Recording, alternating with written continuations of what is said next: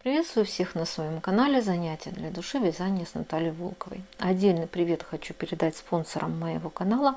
Мне очень приятно, что вы решили меня поддержать.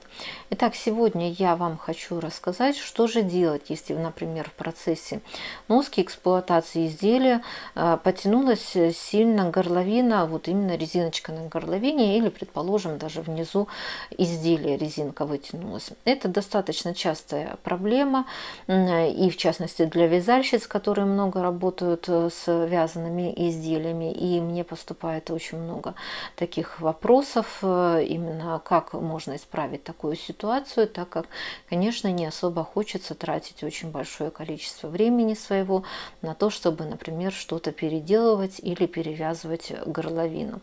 Изначально я хотела бы дать несколько небольших рекомендаций именно при вязании изделий. Предположим, если вы работаете с какой-либо пряжей, которая не особо хорошо держит форму, это, как правило, или стопроцентные акрилы, или пряжа с мериносом. То есть пряжа очень мягкая, приятная, но в то же самое время она не особо хорошо держит резиночку. Или даже, предположим, вот стопроцентный хлопок, как у меня этот джемпер выполнен, то обычно я резиночку стараюсь вязать спицами меньшего диаметра.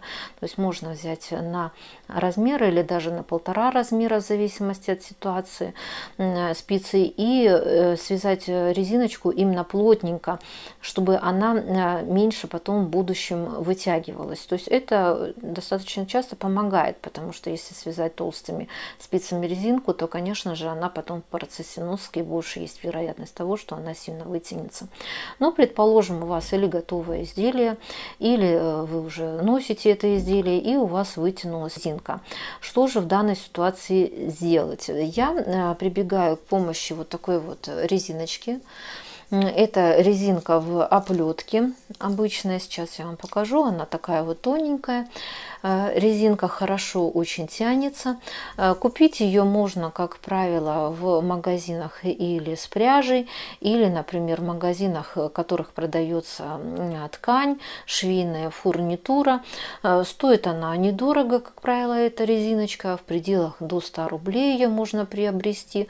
При этом она также идет в разных расцветках, то есть у меня это вот темно-коричневый и белый цвет. Есть еще и другие цвета. Плюс ко всему у нее так неплохая намоточка, и такой резинки вполне хватит на то, чтобы несколько изделий подправить или что-то исправить. Также я люблю пользоваться именно такой резиночкой в шапочках, то есть иногда такое бывает, что вы связали шапочку, предположим, резинка или подвытянулась, или опять же она не особо хорошо держит форму, то есть вы можете также воспользоваться вот такой вот резиночкой, и, поверьте мне, очень даже хорошо исправляет ситуацию. Если вы вдруг не найдете вот именно такую резинку, то вы можете воспользоваться шляпной резиночкой. То есть, вот, например, вот такого вот плана у меня резинка, она, как правило, продается на метраж.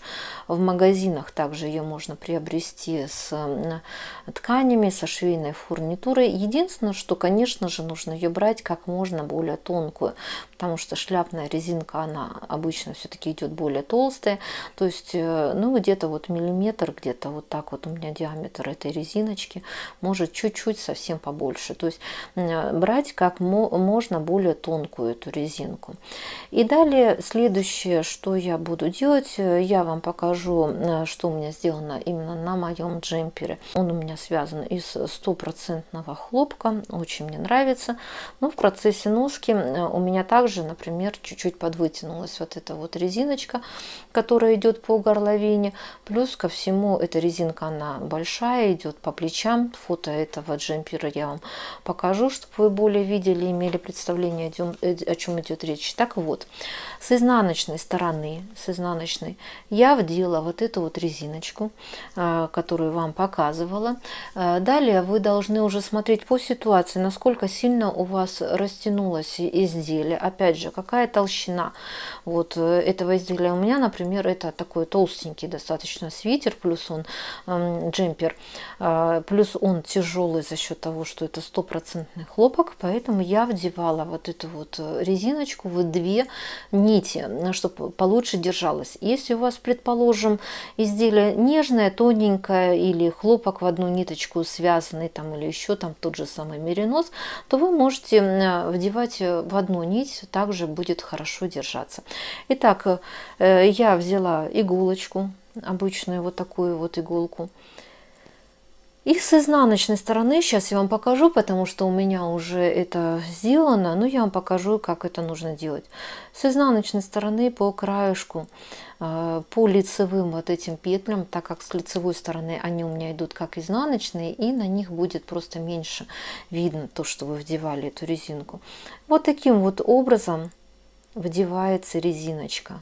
Вот так вот она вдевается. И по кругу вы пошли прошивать. Вот таким вот образом. Конечно же, идеально будет, если вы эту резинку найдете, например, ну, более-менее в тон к вашему цвету изделия. Но здесь я вот белую эту вот резиночку вдела. С лицевой стороны ее вообще не видно, как вот вы видите. Причем это уже джемпер, он носится не 1 год. И резинка, она это прекрасно держит форму, так как она уже давно была продета у меня вот именно здесь в горловине. То есть по такому принципу вы проходите вокруг всей резиночки. Там уже смотрите по ситуации. Если у вас, например, резинка не очень сильно потянулась, вы можете продеть 1 ряд вот этой резинки, она будет хорошо держать. Если же у вас изделие такое более тяжелое, массивное, как у меня это джемпер, плюс резинка большая, то есть она идет поверх плечей, то есть я проделала 2 ряда резиночки, то есть точно так же вы можете сделать. Это вы уже должны смотреть по ситуации, как вам будет лучше.